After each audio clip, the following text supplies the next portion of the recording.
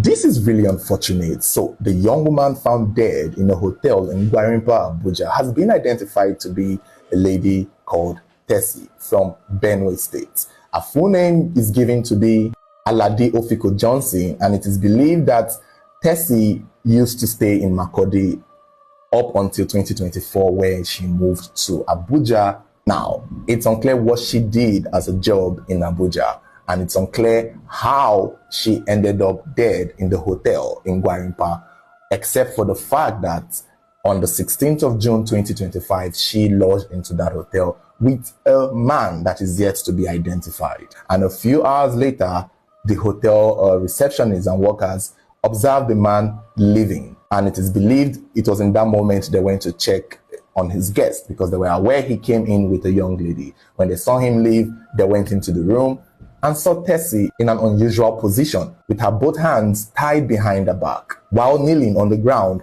face down on the bed. It was clear that Tessie had been accosted, tied up, beaten, and visibly robbed. She did look half naked in that video, so it's unclear if she was sexually assaulted. Now, put in mind that some sources are saying it was during a routine check that they saw her unconscious.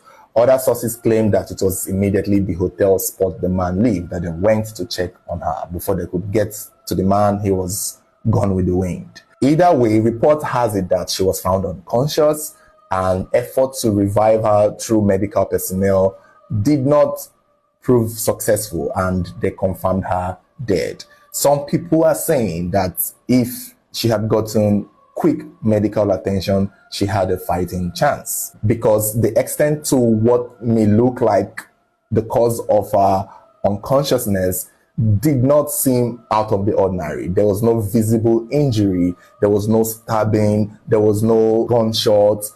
It did not even look as though she was strangled, or maybe she was from behind. From the way it looked, it just seemed as though she had been beaten up to a point where she passed out. So, which indicates that if those first people who had seen her had quickly called for medical attention or rendered her some kind of CPR or first aid, she would have had a fighting chance.